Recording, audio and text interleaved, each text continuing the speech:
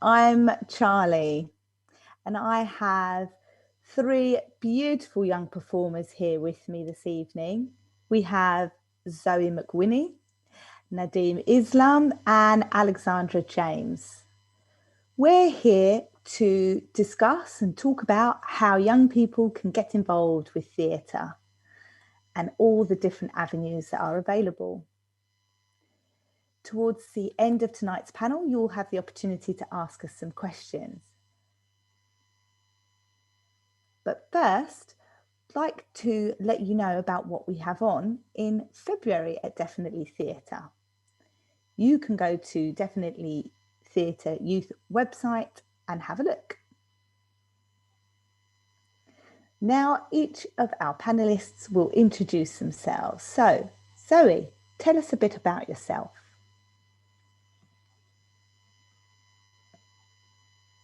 Well, I'm Zoe McWhinney. I've had many years of training in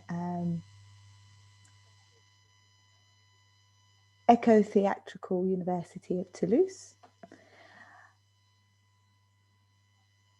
After I completed my theatre training there, I went into a specific branch of poetry, which we call VV.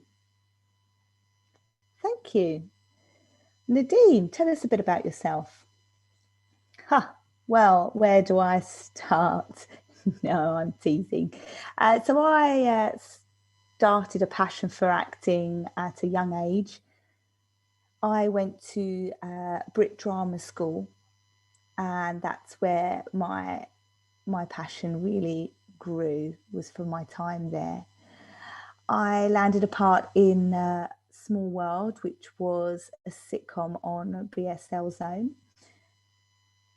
And my acting career just started to grow. I decided to get into presenting, and now I do a bit of writing as well. So a bit of everything. Great. Alex. So I started acting professionally over 2 years ago. I went to college for 2 years and then went to a drama school for 1 year. So my dream was to get into stand-up comedy, and I've actually achieved that twice, and I loved it. I'd love to do it again. What was the name of the drama school you were at? The Arden, and that's in Manchester. Oh wow! So Nadeem, the Brit School, and Zoe, you learnt internationally, didn't you? Yes, in France, west of France. Wow. Could you tell me, the three of you, what inspired you to get into these careers? Anybody? Alex, Nadeem?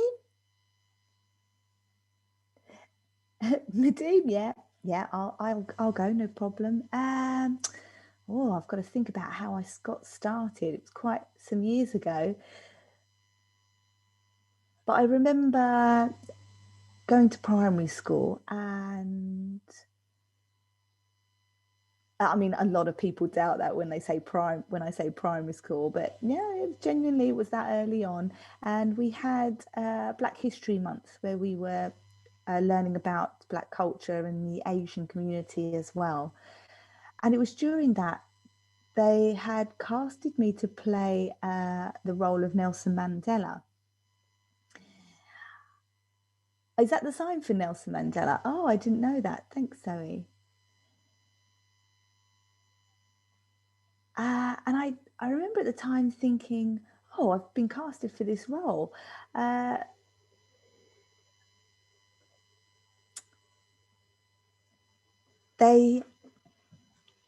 was concerned about having to speak lines, and it was really troubling for me. Why I couldn't understand why they would give a role to a deaf person like that.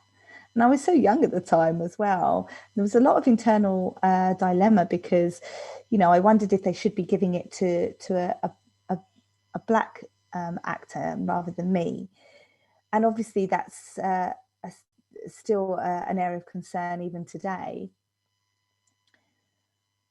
And later, when I'd gone to secondary school, I had studied drama at GCSE level. Moving into Brits, when I started learning there, they didn't have a deaf support unit. So that was a big difference for me.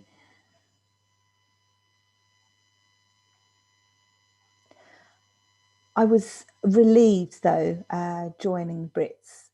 It was fantastic. It really inspired me and equipped me to have the tools of the trade that I hold so dearly now, and to really excel in my art and my craft.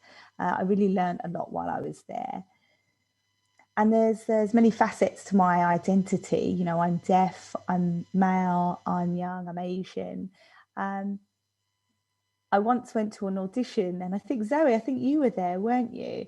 And Zoe obviously had this great reputation. Here I was as a nobody, and I thought, oh no, I'm going to have to audition with Zoe McWhinney. Oh, you're making me blush. Yeah, I think it was something that I had to really work hard for, because I knew that the competition was going to be rife. It was going to be quite difficult. Uh, and I wanted to be able to gain the same experience. Charlie's just asking, oh, so it's good to have healthy competition. Could you, Alex, could you perhaps tell us what inspired you to get into acting?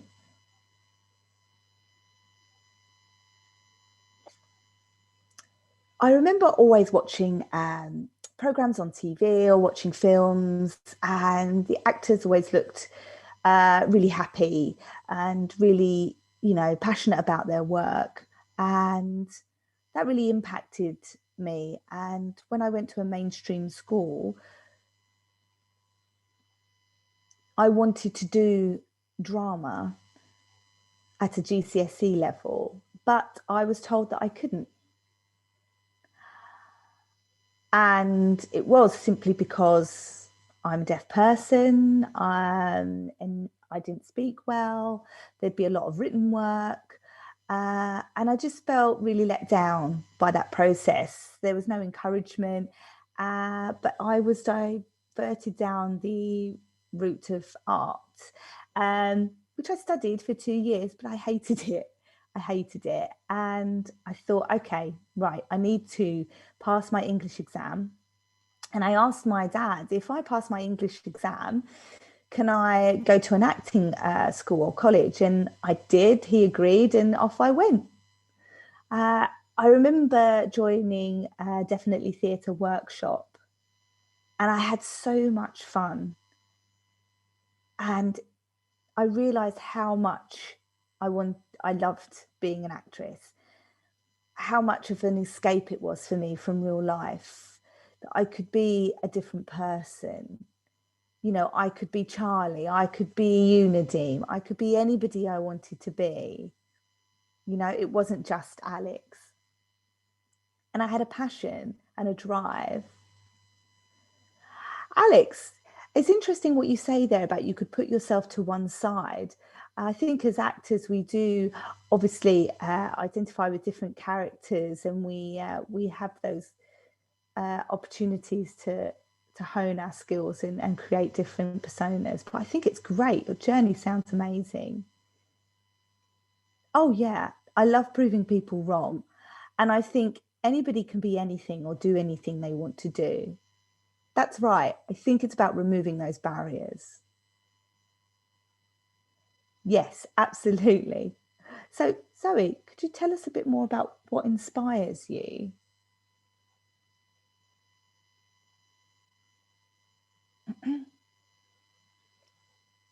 Well, lots of things inspire me. I don't know if I could put my finger on one definite thing.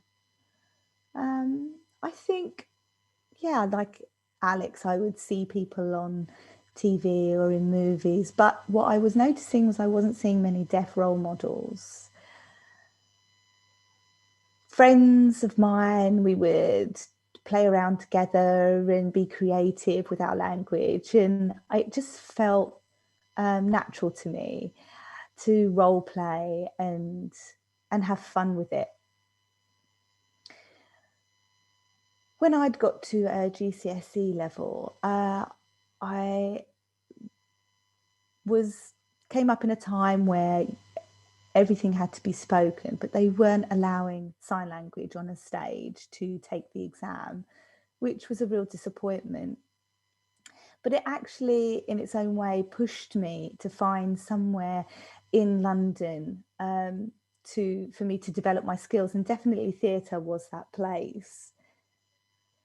I think it was probably one of their early founding workshops, and that's probably around 10 years ago. Wow, that's quite some time ago. Yes, it was. I think it was 2010 that they'd started doing the Definitely Youth workshops. Gosh, it's made me realise I've been acting and performing for over 10 years. Yeah, so I became more involved. I travelled there every weekend. And it was light, it was enjoyable. I met new people, and it was fantastic. I was so open and able to connect with others. The first time when I stood up and did a VV poetry session, I realised I was the only female in a competition of men. I was only 18 at the time, so I had to have my mum with me because I was the youngest. But it just made me more determined to pursue this poetry with VV element and really go for it. So I looked at the script or the piece of work, and when I got it onto my hands, it seemed to just flow naturally. That's wonderful. The three of you are very inspiring stories, and I'm sure our audience members, if you want to ask any questions, please do. There's an opportunity for you to do that in our Q&A panel. So the next question I wanted to ask our panelists: do you feel that it's necessary for actors to have any specific training? And what activities did you take part in to become an actor? Yes.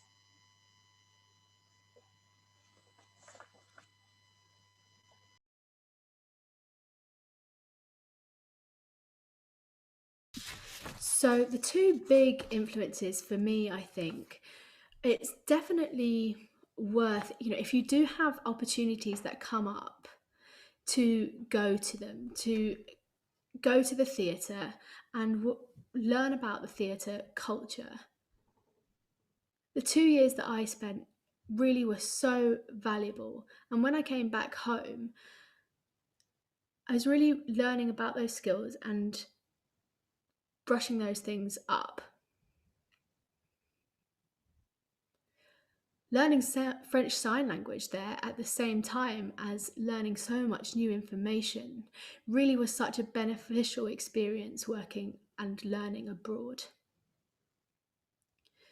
So having my training in a different country really was valuable, and the sign language I learned was so rich, and being in a deaf community in a different country as well was a really valuable experience. So in terms of training, do you have to have formal training? I don't think you do. It's really up to you and the learning experiences that you have.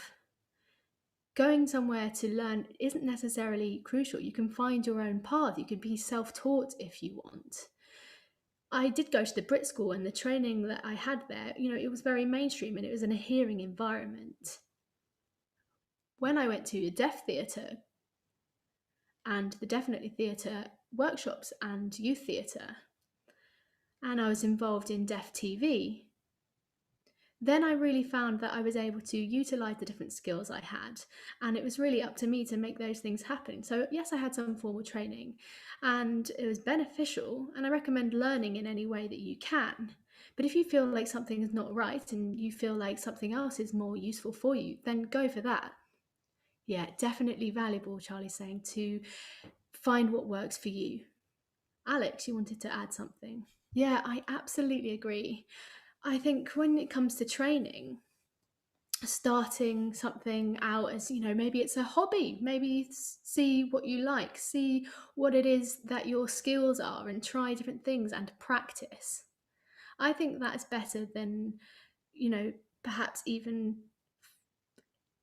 what I mean is it's good to focus on something that you find. I went to drama school and they do teach you how to get going, and there's a lot of work in they teach you how to work in TV in the background, behind the scenes things as well.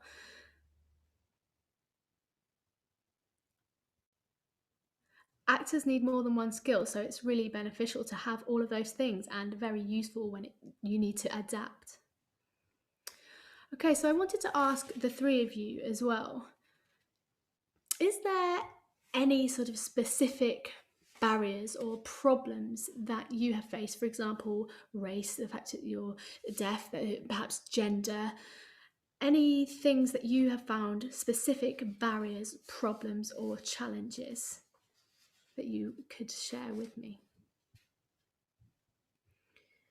So, a lot of people say, oh, I don't speak well, or oh, you don't look deaf enough, or I speak too well, sorry.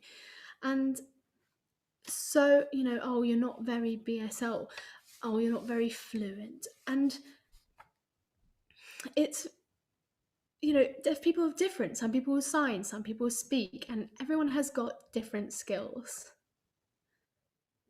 So, that's really annoying when these things happen, and it's all about having an open mind. Yeah, absolutely. Deaf people come in all shapes and sizes, and everyone is different, fully, profoundly deaf, deafened, mildly deaf, and having different audiences, and it's important to have an open mind. I absolutely agree. Yeah, I'd like to add to that.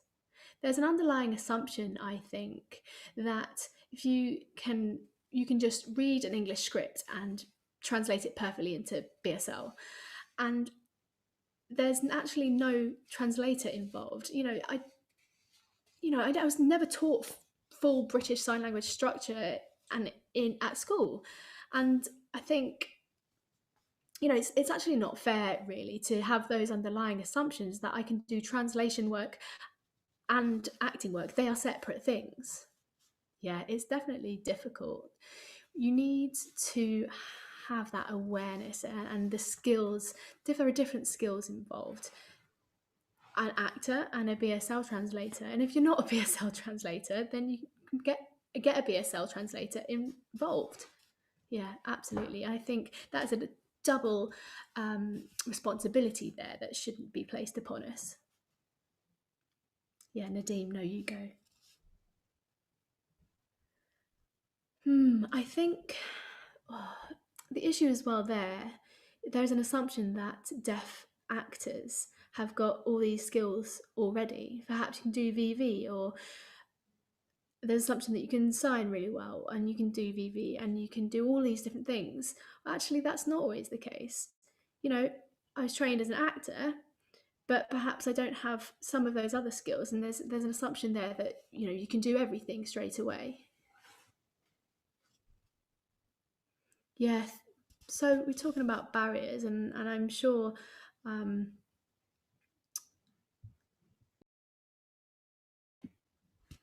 I'm sure you've had some of those experiences yourselves.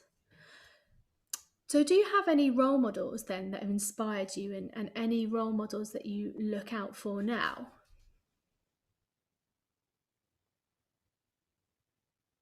Who wants to go? Alex? Yeah, so before Charlie and Steve Collins were massive role models for me.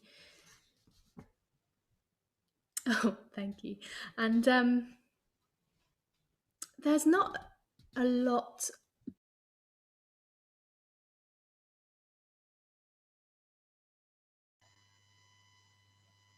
So the language is very beautiful, but there's not a lot out there for young deaf people to access in terms of deaf role models, although that's changing.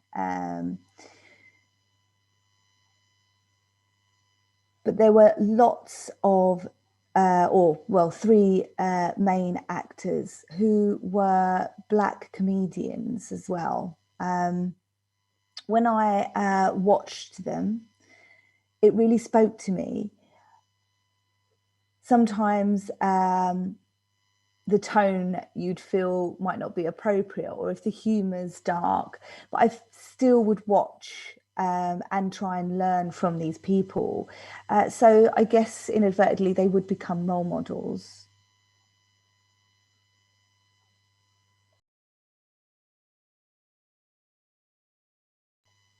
Um, yeah, I mean, I would have to say Stephen Collins would be a role model for me, because he always has that sense of strong identity and empathy. Can I just double check with you? So you're talking about Stephen Collins, the deaf actor. Yes, he's very empathetic. He's very open-minded. He's aware of the privilege that he has. He knows that he can speak, and um, I try and replicate that, and in terms of appreciating the things that I have. But I would say who I really love as an artist has got to be Duffy. Um, just simply breathing, standing on a stage, performing. I get sucked in. I think his skills are incredible. But I do find that VV has, now with the internet and social media, we're seeing examples of it from all across the world, internationally, China, France, and many more countries. So there's a lot more, there's certainly a great opportunity for role models for us as performers. Yeah, go for it. Yeah, sorry to the audience. I maybe saw me on my face, playing with my face earlier. I put some cream on my face and I've got something in my eye. So sorry for the interruptions. Anyway, so if I'm winking, that's why. Um, anyway, I do digress. But so my role model. Before when I was growing up, there was Riz. The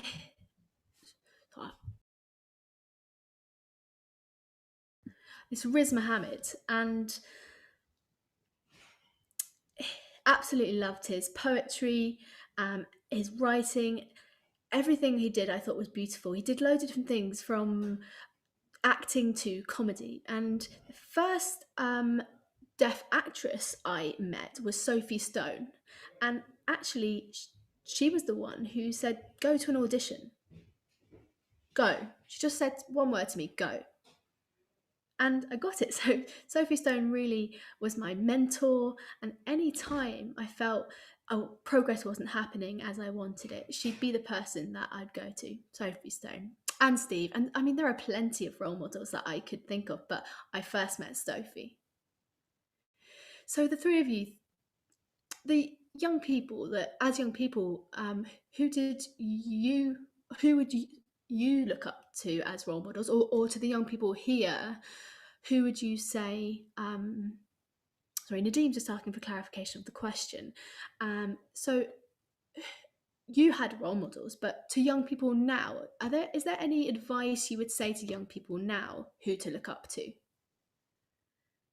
Mm, I think, our generation, there's there's a few. B. Webster in Scotland, I think there's a few. Zoe was saying, and B. Webster is one of those.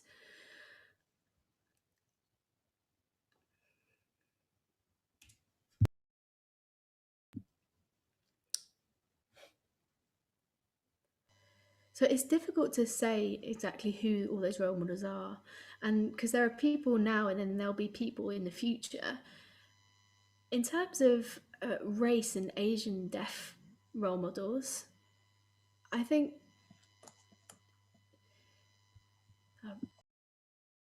sorry, there are a lot of sign names going on. Just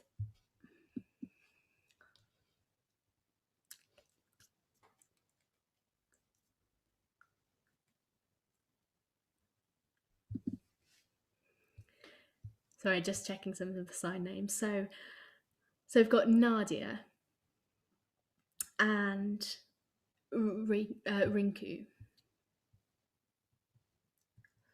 Julian. So yeah, these few Asian role models, and it depends, I think, what you feel you're looking for and why that person is a role model and why you feel you'd look up to them. So I mean, there's a long list, and I'm sure, as you said, That's really useful. be... Alex? Sorry, can you just clarify the question? Sure. So I'm asking if you have specific role models, or if there are role models that you would suggest to our young audience, people whose work you might have seen, people you might want to recommend.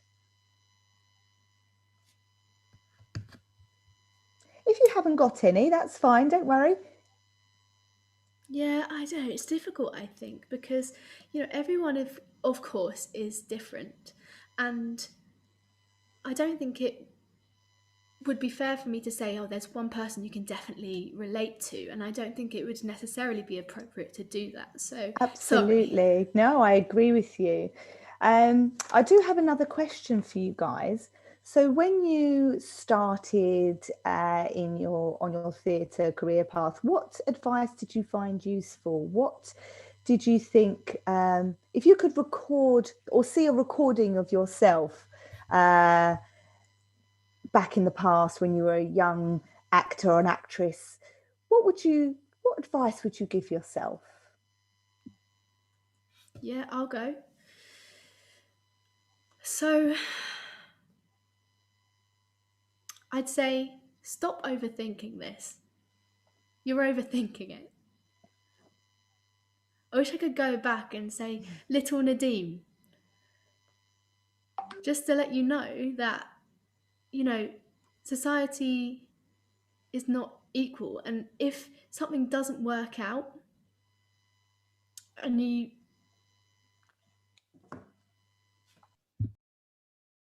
mess it up, don't worry, there are so many possibilities. And I wish I could just go back to myself and say, you've got plenty of time, there's plenty of opportunity. But I think I'd spent a lot of time on my laptop. I should have done more creatively, and I think I'd like to go back to myself and make use of all those opportunities. Yeah, I think you're right, Nadeem. I think perhaps one useful piece of advice I could give myself would be maybe to new ideas or stand up or poetry, just trying new things, writing things down. If I get up in the morning and an idea pops into my head, just get it down. And I think these opportunities for creativity, sometimes you'll come up with an idea and you think, oh, no one will like that, and it's fleeting and it goes in an instant. But if you write it down, that's something that you can really investigate and look at and expand on later on. As we know, sign language is such a visual language, and we use our hands, and we don't often put it to paper. But record yourself, record an idea, and I think that would be a piece of advice I would have given younger Zoe. Capture that idea, whatever its stage. Alex? Yeah, and I would say you're good enough. Ignore people, ignore the comments that hurt. So I would go back and I would say that. And you also, it's important to take risks. You'll find that you've got skills you never knew you had, and that you are enough. I love that, Alex. That is a great thing we should all remember. We are enough. I can see there are a lot of questions coming in Ah, from the fantastic. audience. Woohoo. I'm not sure male or female, but the name is Paris, and the question's for Nadeem. So they're asking, you might remember me. I was on Up For It for the water skiing episode. And I wanted to ask you, how have you overcome barriers in your hearing environment at Brit School? How did you overcome the barriers that being deaf can bring in that situation? Specifically at Brit School, how did you cope there? Oh, hi, Paris. So lovely to hear from you. Um, yes, I remember the water skiing episode. That was a lot of fun. Um, I think I'd be honest and say, well, of course, further education always has its barriers, and particularly for deaf people. But it's really important to not look at it as an impossibility. We should be viewing these as barriers that we can overcome. There's always a way of getting to something. Where it's hard, it's about making yourself heard. Sometimes it's about getting myself into a more visual platform. It's easy to stand and do nothing, but if there's a campaign going on, or an agenda that you can put your name to, get involved and encourage others to do that too. I think it was a very competitive environment at the time for me. And I think I spent a lot of time building my confidence, slowing things down when I needed to. And I think you'll get that confidence on the spot. Don't overthink it. Don't worry too much. You need that access, and you want to be there, and you'll become to realize that you've got it in you to get the things that you need, so that you can be on that platform with your hearing peers. You have as much right. I think for me, watching my hearing peers adapting to having a deaf person in the room, I think it was lovely.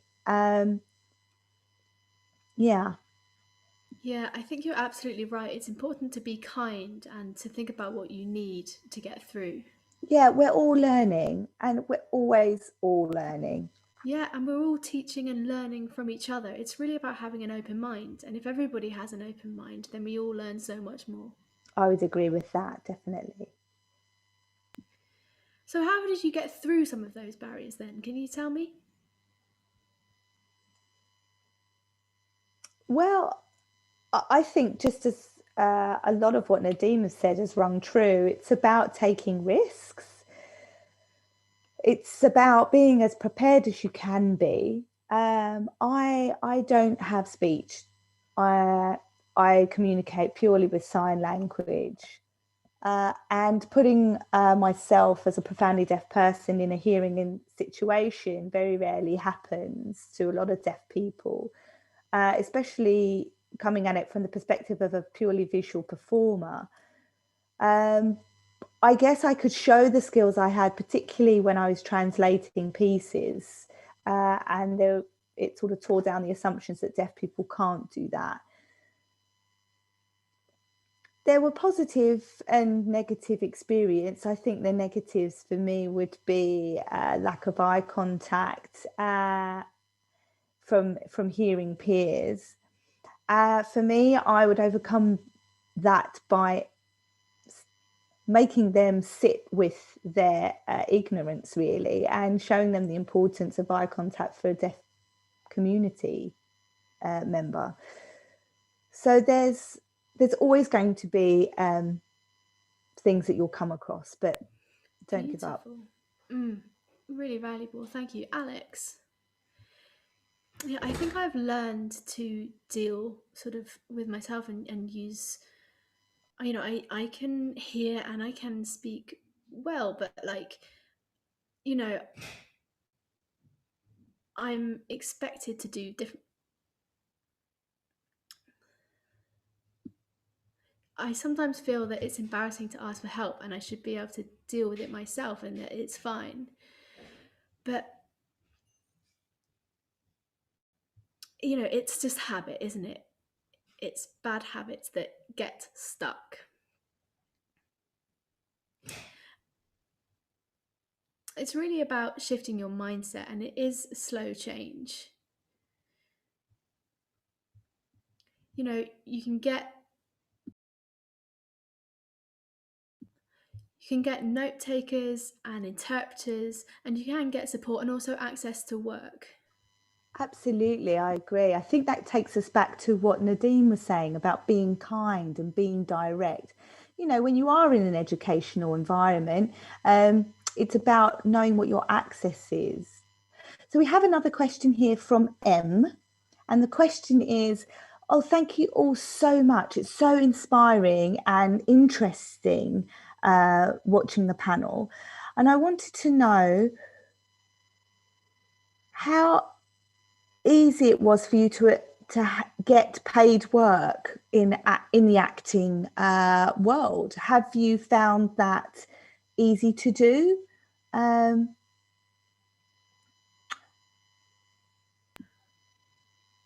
Oh, sorry. Do you need me to Just some go? clarification on the question, I think, because Oh, frozen. I'll ask the question again, guys. Sorry. So M is wondering, is it easy to get paid work as an actor, as a deaf actor, or not? The second part of the question was, how has coronavirus affected you? So let's take it bit by bit. So are you able to get paid work as deaf actors? So I think often a tip for actors is, there are so many different skills involved. Sometimes you can present, or there are some jobs that are acting specific, and it's easy to.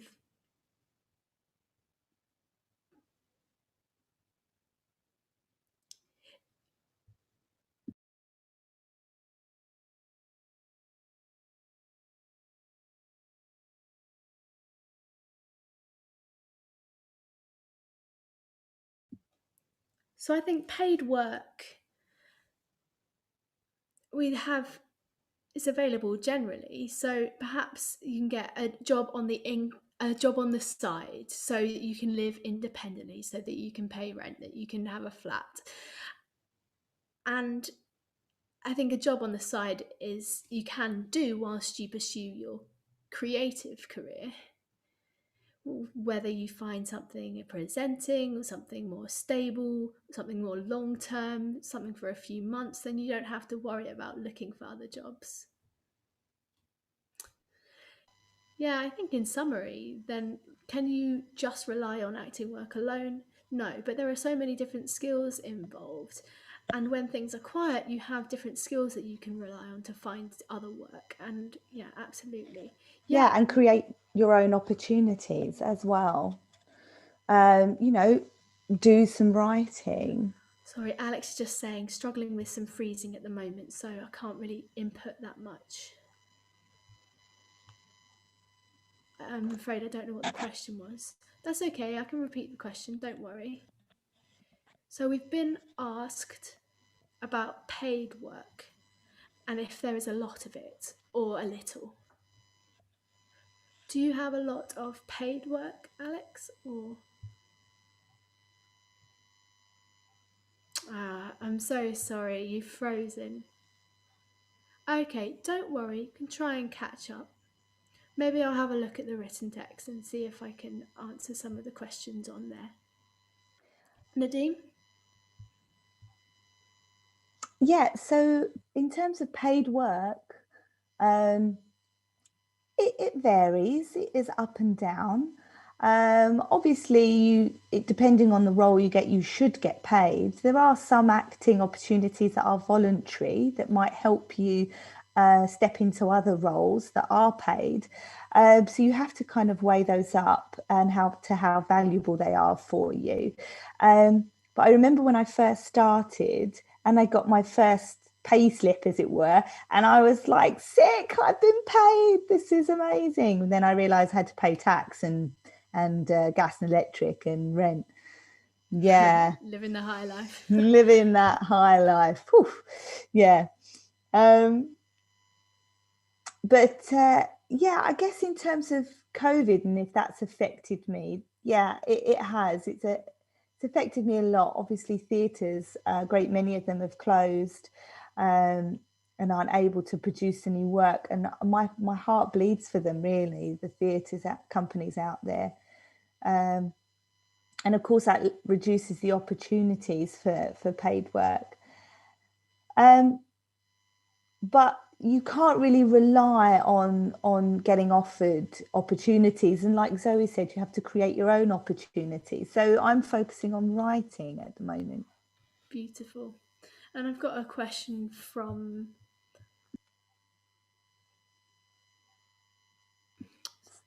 Some Ben, and that was about your best. Sorry, Ian, and asking what the best experience or memory in your acting life and what that's been. You have to pick one. Time's running out. Okay, so my best experience was when I started at my first stand-up comedy. I honestly had no experience like it before. I was shaking, my mouth was dry, but soon I realised that everyone was laughing and my nerves calmed and I just carried on through it, and everyone was laughing louder and louder and louder. And I just wouldn't stop and I carried on. And that honestly was my best memory that I ever had. Honestly, I will treasure that memory in my heart.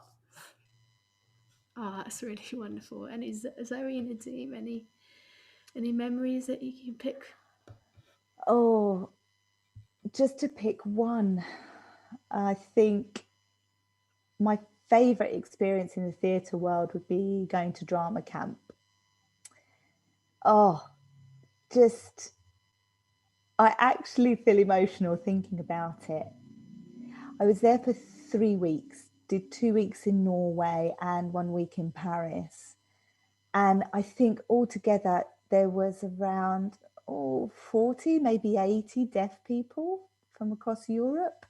So they called it drama camp. Um, I think it's about adapting sound into a visual format, and that was kind of the theme of the camp. I think also there was just a strong, vibrant community and deaf culture that was, and history that was evident there. And it made, I just was immersed. And I realized at that point that the deaf community is in no way small. It's deep, it's vast, it's rich. There's plenty of deaf people that are acting and performing and creative out there. And it gave me my wings, I think. Nadeem, anything from you? Um, I or to pick one memory, I don't know. It's so difficult, but I one that sticks in my mind actually recently. I'd been to Leeds. I know there's many signs for Leeds, but I'd gone to Leeds Playhouse and I played in Oliver Twist. I played the role of the Artful Dodger, and that role just spoke to me. I loved it. I loved playing the character.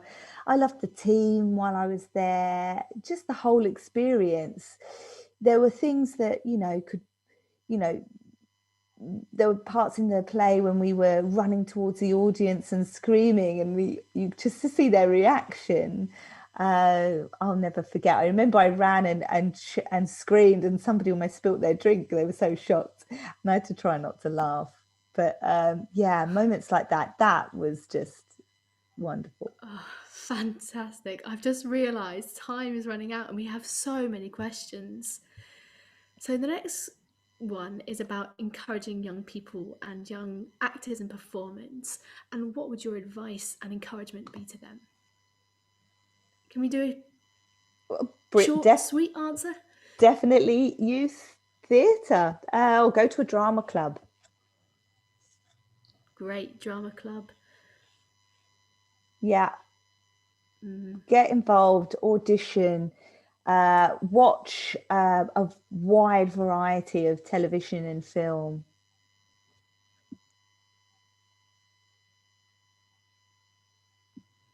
So it's important to have an agent support in your work. That's a question. Can you talk about your view on whether it's important to have an agent? Well, I have an agent, but an agent isn't somebody that gets you work. I mean, sometimes they'll have contacts and it can be amazing. You know, they'll let you know about auditions that are available, but it doesn't guarantee you a job. That's not the point of an agent. They're there to really support you, which is lovely. You know, if I get a job, you can hand it over to your agent and have them sort out all the details like pay and etc. So yeah, not everybody has an agent. Some people do. It's about your journey. Yeah, I mean, would you say it's good to try and have an agent, or what are your thoughts on that? Well, yeah, it's definitely a benefit. It's beneficial to have an agent. Yeah, for me, it Um, was beneficial. Alex? Yeah, no, I agree with what Nadeem has said. Personally, for me, I prefer having an agent. I find it easier. I really, really enjoy working with my agent, and she is absolutely wonderful. So, yeah, I do know that it has been helpful for me. oh, it's so interesting because I've never had an agent.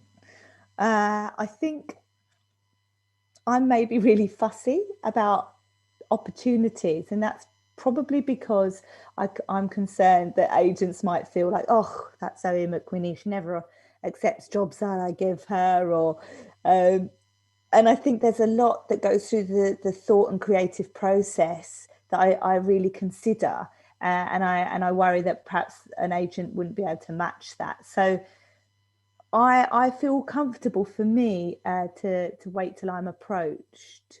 Um, Ah, that's really interesting. yeah, that's what makes me Interesting that you comfortable. feel that you'd actually want to wait for an agent to come to you. I think that's quite rare. Interesting, but I can see your point there.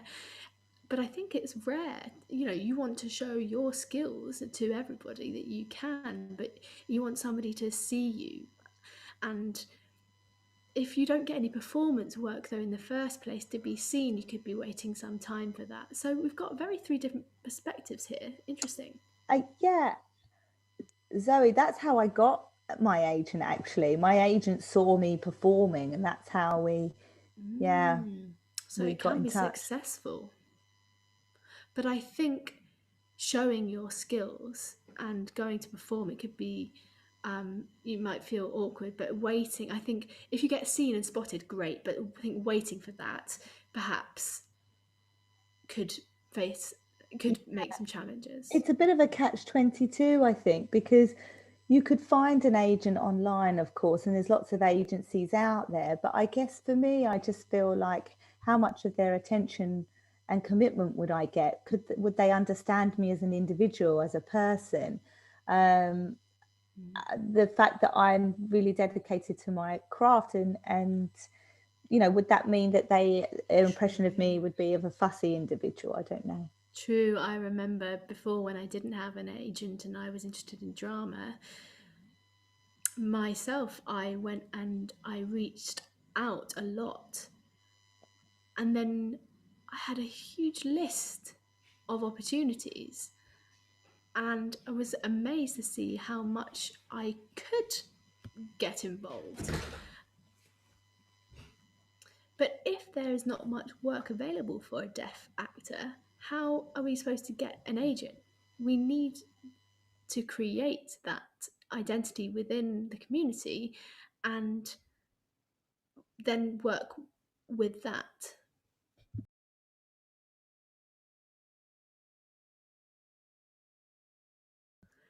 Agents need to be adaptive and diverse and open-minded in order to take us on as clients.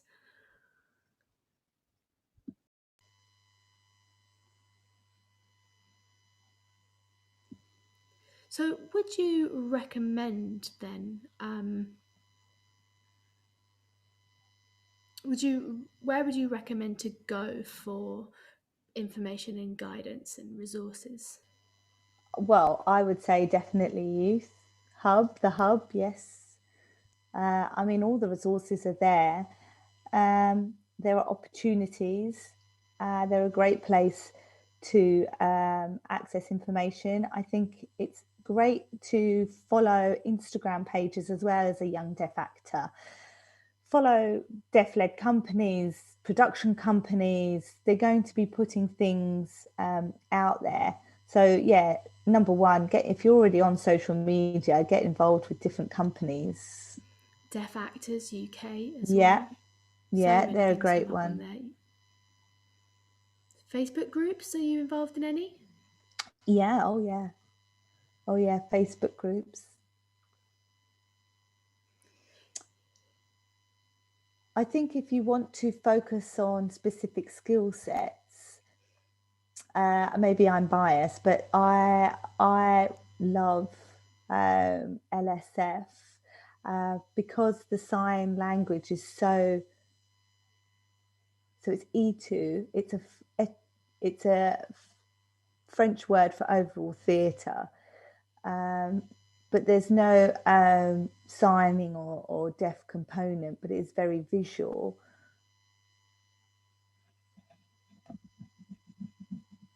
They might have interpreters to translate the language into English, but most of the information there is, quite visual. And there's opportunities there to grow and develop your translation skills. It's true of any spoken language, but when you know two different spoken languages, language generally becomes 3D because you can see the beauty in each language and pick out the things that are unique to them. And it's the same with signed languages as well. So I'd recommend, learning and developing a second signed language if you haven't already. Like for me, I felt that it gave me a bit of an advantage over other deaf French people while I was there in France, because once I'd absorbed the French language, I had BSL as well. So it gave me a richness to draw from. And Alex, how about you? The same question. I think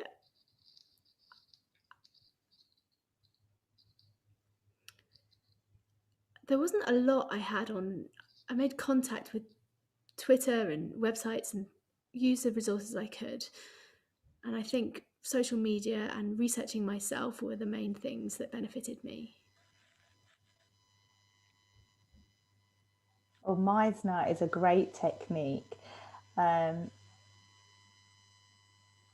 there's I think it's from Meisner himself, teachers that have continued on in his footsteps generationally. I think there's a workshop called Scott Williamson, I think, runs it near in London. So that's something you could look into, is learning about Meisner. Okay, so Stephen is asking, What 2 or 3 things do you think are the most important skills or tips as an actor? 2 or 3 tips for actors. Well, you have to be passionate. Passion is key. Believe in yourself. It's a really good one. Yeah, I mean 2, but they're powerful. I love that. Open-minded. I'd say you have to be open-minded, able to connect with the team, able to work in a team. Yeah. And Zoe?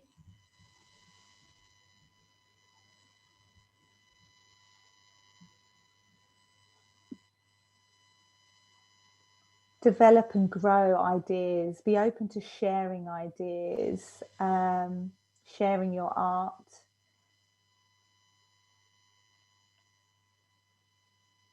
And I know often it's the same advice that you probably hear all the time, but you know, imagine the audience was naked. It will help with your nerves. I haven't seriously tried that, but I think the concept, of imagining that everyone's neutral and you're all in the same situation, it helps to not build that stress and worry when you're performing. Interesting. Such really valuable advice from you all. Thank you. So May has got a question. What life skills have you acquired from the theatre? Life skills.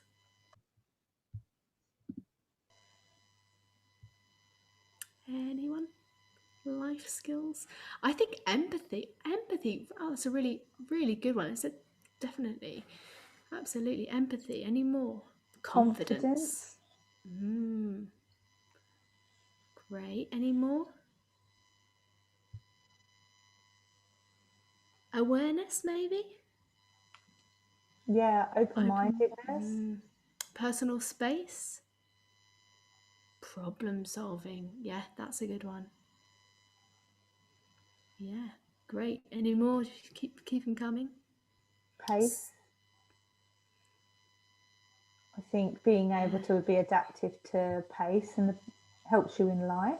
Yeah, and what about that adaptability? Is that important? That have that flexibility? Yeah, big time. So much, right? Yeah. I think we've got time for one more question from. Sorry, there's another question from Bria there. What's your advice for a 14-year-old who wants to be an actor?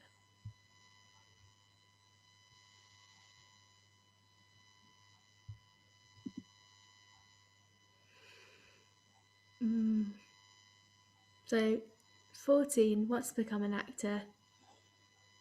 I think first, join Definitely Youth Theatre.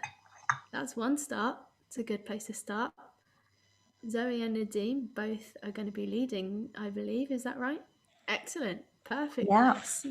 Yeah, it starts in February. They come and get involved in Definitely Youth Theatre. I mean, what about any specific advice that you can give? I think talk with your parents. Know what your limitations might be. Understand what the expectations are. Yeah, that's a really good one. And maybe worth asking your drama teacher at school. You can just ask some questions, any ideas that you've got, or yeah, definitely worth asking school, your drama teacher there, and having a conversation with them. I know it's crazy, but sometimes I'll act things out in front of a mirror. Work with yourself. You expose yourself to what you're seeing. And for me, it's definitely better than, filming. Sorry, nothing's better than filming. You can play about with it, be creative, see where you've improved. Yeah, Gosh, I absolutely agree. Using the mirror, practicing your skills. What do I look like? What's my face doing? And at the same time, recording yourself, you can really learn from yourself. And that's a really wonderful tip. That's that's a great tool. You know, you as an actor yourself, your whole being, you're a tool. You know, so yeah, that's why we talk about these tips, like practicing Meisner. Beautiful. One question as well here from B.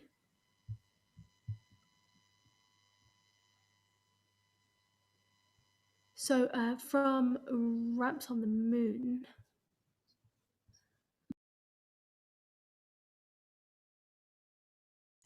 I saw Ramps on the Moon and I was enamoured by the acting. I'm not sure if I would have the skills. Most of the time, I am involved in mainstream. Have the three of you got any advice on how I can improve my skills as a young deaf actress? Yeah, I think if you're interested to brush up your BSL skills, definitely go to deaf events. Definitely theatre shows. Sometimes afterwards, I love having a chat after the show with people. Also, watch lots of deaf television programs. Try and learn sign language that way. Just keep that momentum going. You don't have to go to a class and pay thousands of pounds to learn. There are different ways to learn. And sometimes, oh, you know, if people say that you can't, the deaf community is full of all sorts of people. So, try again. And if the deaf person goes to, If there are so many opportunities for you to learn sign language, and the deaf community is so diverse. It's not a one size fits all. So learn at your own pace. So, Alex, what would you say about your opportunities for deaf people and any barriers in mainstream education, etc.? Oh, you're Sorry, you're still frozen. So freezing. You're still freezing. So I'm just reading the question. don't worry.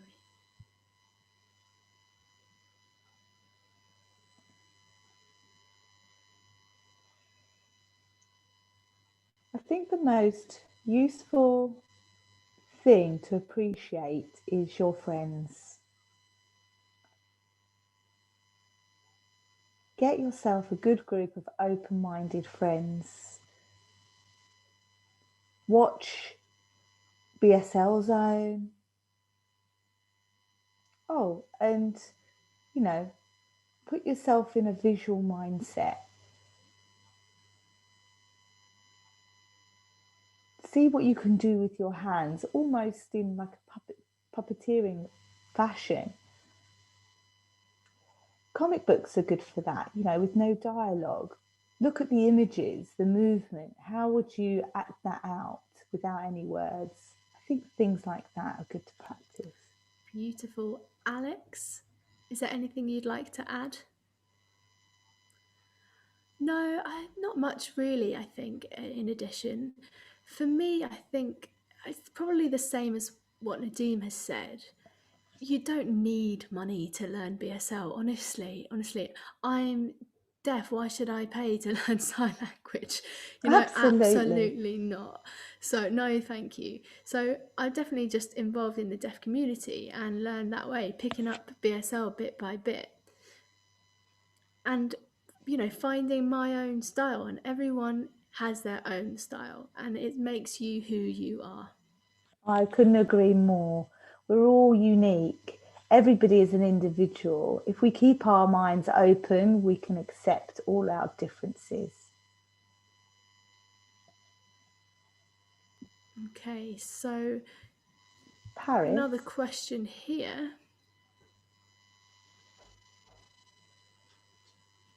So if there's a role for a hearing person and I am interested to do it, could I go as a deaf person and try and change their mind? What do you reckon? I'd say go for it. Go for it. Why? Why go for it? Well, maybe you're not right for the part, but they'll see a deaf person there, deaf actor, signing, showing their skill set, and they might consider you for another role. If you make a good enough impression, they'll remember you, and that's valuable, you know. And it also Absolutely. it spreads the fact that there are deaf actors out there. Honestly, I 100% agree. Could not agree more. That's really interesting, actually, because normally I would say, you know, is there, you know, I've only lost my hearing. That's it. I haven't lost any acting skills. So I just happen to be deaf. So why can't I apply for the job? Absolutely, I'd agree with you there, Alex. It's about them being open-minded in casting. Zoe? Yeah, I don't think I've got anything else to add. Actually, I think it's all been said. So there's another question here from Nicole. You guys have been in, if you've been involved with musical theatre? Just wondering, I think that's a question from Nicole, if you've been involved in musical theatre, and could you tell us about it? Yeah, I mean, in acting school, there was some singing involved, and I was like, absolutely not. I'm not doing that. Oh, same. I was I like, mean, hell can no. you explain why that was an absolute no for the singing in front? I mean, I would just move my mouth and pretend I was singing, you know, show the passion from their face and the heart, but absolutely no way I'm singing. Yeah, no, I can't sing. No, I just can't. No, it's a no from me. That's so interesting though, but it's worth, you know, signing the music when you're in those opportunities. Yeah, so sign songs. What would you say is the difference then? Really, it's just the language to the piece of the music. It's making that piece of music and text visual, and that's a quite helpful skill to hone. For me, it's about following the music. VV is very different because you're becoming the music, and the tone and the beat and the pace. But signing a song and signing the lyrics, you're following the music. You're interpreting it. You're not performing it. VV is performative, and that's such a valuable skill. And if you've got the opportunities to perform a piece with sign with VV, then do that. When I was studying internationally, I'd gone to Deaf West, and they had a show. I think it's finished now, but they had. I think it was called Spring Break, and it was amazing. And I think there are clips you can access online. And when I was in school, I'd looked at choreography and how to teach Wow. choreography and work around that. So from about 12 to 18. So actually I've been involved quite a lot with music. But that's fantastic because you were signing BSL, and what drew And you? dancing. Yeah, and there is that deafness and that deafhood, and just that open mind. It's our music, our culture. We can feel the music, and we can, Definitely. yeah. I was involved in CBB's children's program. So it's called Magic Hands. And we sign to songs, and it's difficult. And obviously, signing along with the rhythm. So as a deaf person, we've got a natural rhythm. And for me, I would just find it so easy to sign along to the music, to find that beat and that rhythm, because we feel it. Yeah, we Yeah, do. you feel it. Yeah, and I think the only aspect of songs or music that we avoid as deaf people is actually singing. But there is a deaf singer. I think Katie Rich. So there are deaf singers there. So why not deaf, signed songs? Why not? Mm. Yeah, and I think sometimes we listen differently, that's all. And we can listen, but it's just not the same as hearing people, but we listen in our way. And we've got another question from William, who is asking, in the future, sort of 10 years time, where do you envisage yourself and hope to have achieved? Oh, an Oscar, definitely up there, getting Oh, what my for? award. Oh, an Oscar. Yeah, Wow. You want to flashing get an lights. Oscar? Amazing. Yeah, why not? So what will you have done to achieve that Oscar? Probably the worst acting in my life. No, no, no, no. I'm teasing. Best actor, maybe. I'd actually, in all seriousness, I'd love to get to a level, I think it's definitely achievable for a deaf actor to get there in a hearing film or piece.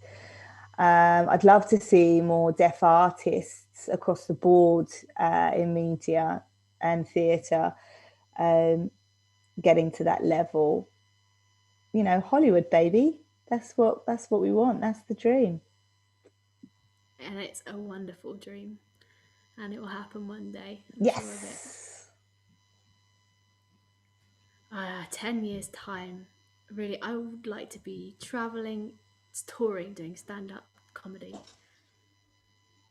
And I want to do that because I'm funny. So, see, you're laughing, proof that I am funny. So, yeah, I want to create comedy. I'd love to have that on TV as well. So, yeah, I want to push myself and I want to take risks and I want to keep on moving.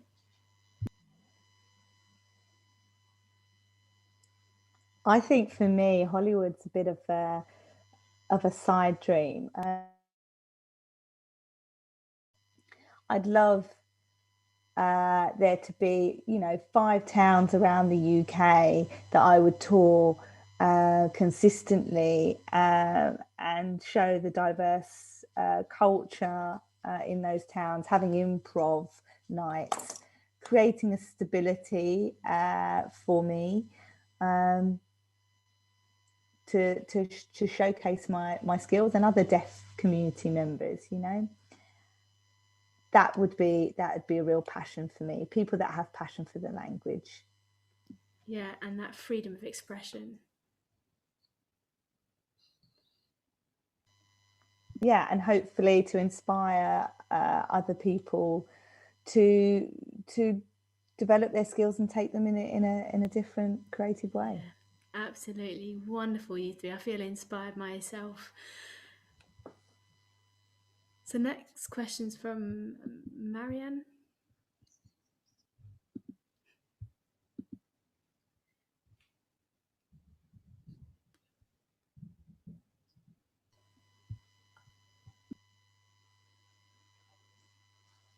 Do you have any tips for as a deaf poet, Zoe?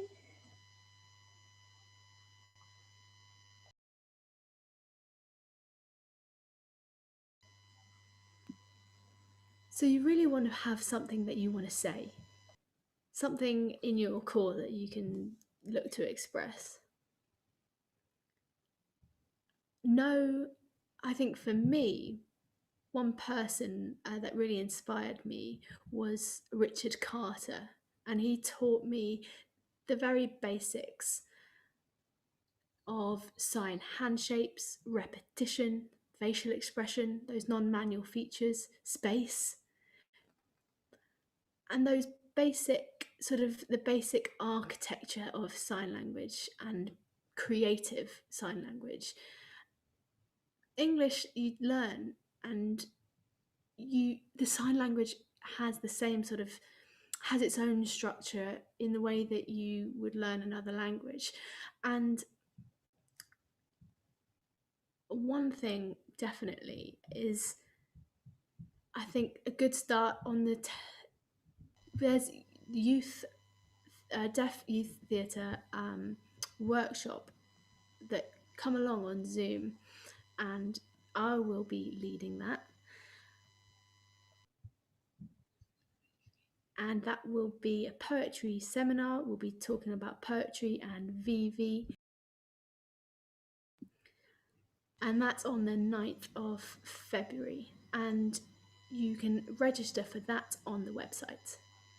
That's great. Guys, do you have any other tips for poetry, maybe? Oh, well, I'd say remember why you've written the piece that you're performing. What is it that you're trying to say to an audience? I remember, oh God, I did something when I was about 15 or 16 and I was so nervous. And the poetry I was doing was talking around growing up as a young adult and coping with my father's death, coping with being bullied.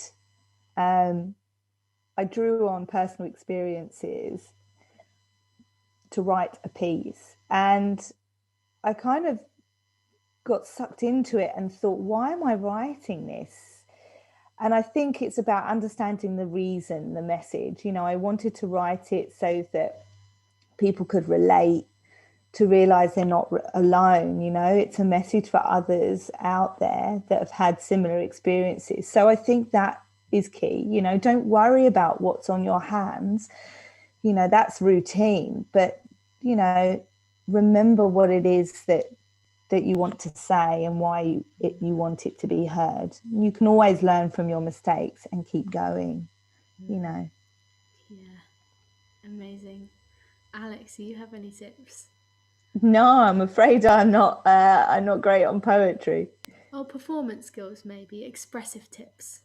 Yeah, I think, yeah, very similar to what Nadeem said. You know, when I'm writing for stand-up comedy, for me, I find it really helpful to talk about my life and, you know, changing and growing and trying to put some humor on these awkward situations you find yourself in and make it funny, because it's relatable. You know, we all go through it. Wonderful. Next question. There's no name on this question, but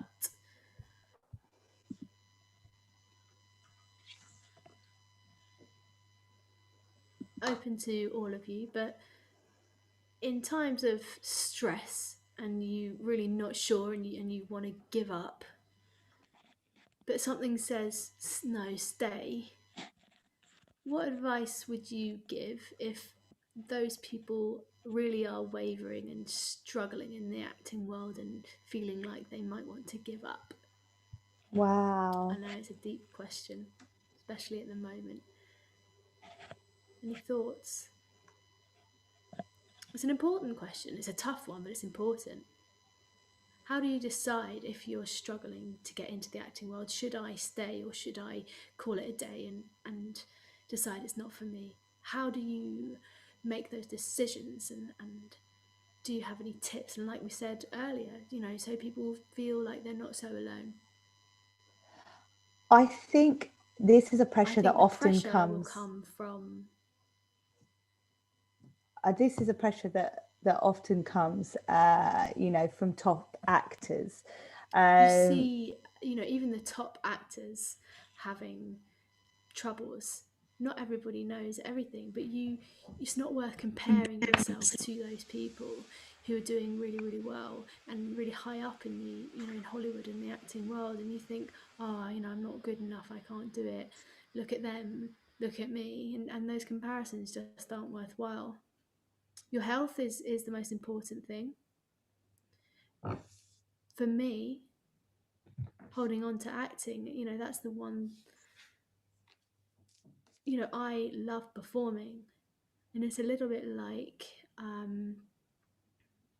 you know, I like playing football, But watching football, not that fuss. And I feel a little bit like that. I want to be involved, and it's something that I truly enjoy. And when I'm not enjoying it, then I'll decide it's not right for me anymore. Great. Alex, any tips Alex? from you?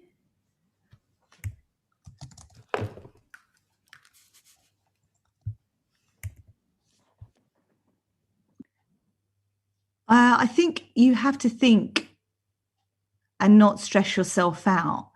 If something's not working for you, don't quit. Just say, it's not for me. Have a break from that and pick a different area. Great. So, take a step back, have a breathe, have a think about what it is you want to do, and then think about what it is you want to achieve. Yeah. So, like Zoe was saying, your mental health is so very important.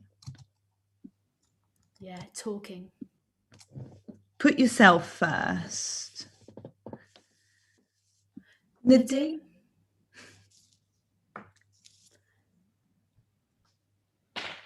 Last year, I remember there was one moment when I was watching a film, and I was watching, there was a big monologue. I'd worked hard for it, and it was me that I was watching. I'd filmed myself, and I'd watched it back, and I was so critical and so hard on myself. And it's right, that what my fellow panelists are saying. It's about taking a step, taking a breather. I think in that moment when I was being so devastatingly critical, I'd messaged my mentor, Sophie Stone, and she just said, "You are your own worst critic." And I think that's really natural to all of us as performers. You have to remember, that we will criticize ourselves the worst, but it's not going to be how everyone feels watching whatever piece that you do. So try and be able to take on board, the feedback you gain from your performances. The piece you're performing is not for yourself, it's for your audience. So that's what you need to hold on to. And yes, it does open you up to more dialogue and potentially some criticism, but you have to be willing to take that and learn from it. Hold that for another time. We've only got a short time left, 10 minutes. So I wonder if there's any important questions. We've got one from somebody who says, Trailblazer. So, do you feel like you are, Alex and Nadeem, trailblazers for members of us that are in Black and ethnic minority groups, subset as deaf people? Do you feel that you're trailblazers as actors and performers? So it's more scary, I think, when I was under 30. There are not many young Asian deaf actors. There are just not many. Honestly, it does feel overwhelming sometimes. People say, "Oh, you're the only one," and I mean, do you know what? I don't actually always feel like that's a good thing. It's scary to think actually that I remember the first time I heard that, and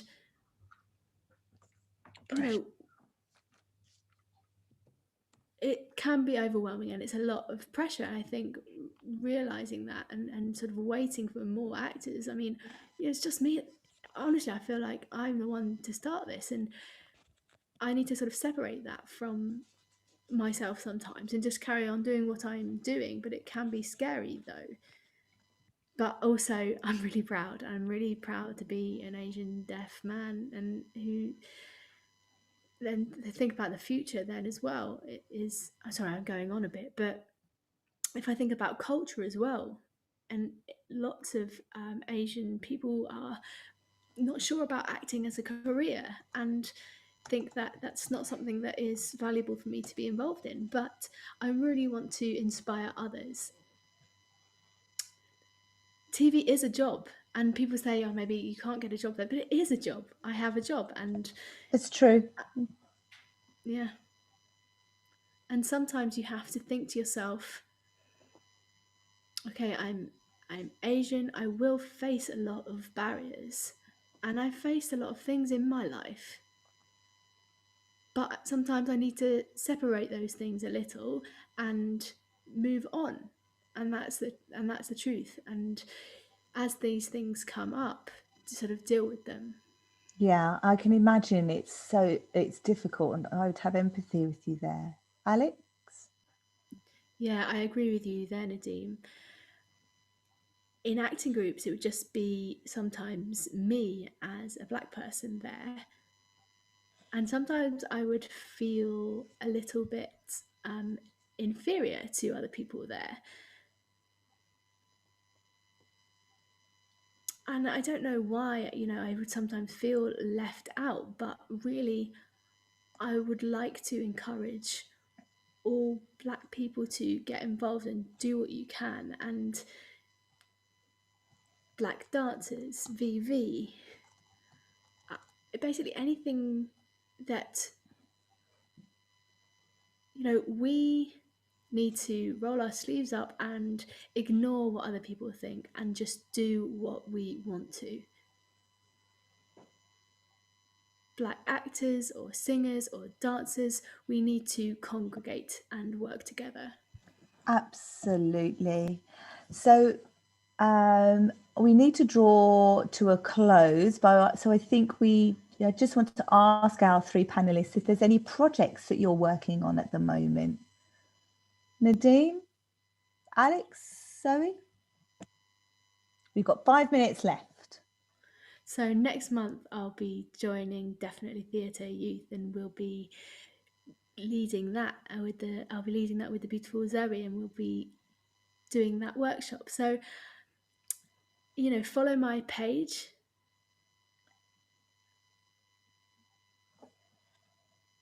Vidmaster. So give me a follow. Excellent. Alex, Zoe, what are you working on? Really, I've recently started on a project, just writing and performing some stand-up comedy. I'm supposed to be doing that, but I haven't really been proactive with it. Coronavirus really scuppered me there. I know, but I've been trying to get going with it, but it's honestly it's causing a lot of. I know it's difficult. Zoe, anything you're focusing on?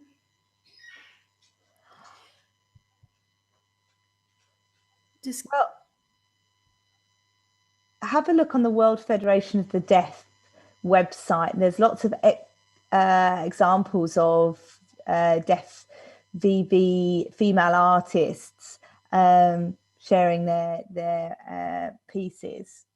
And you can apply if there are artists out there in the audience that feel like they've got something to show with VB, then yeah, apply and have a look.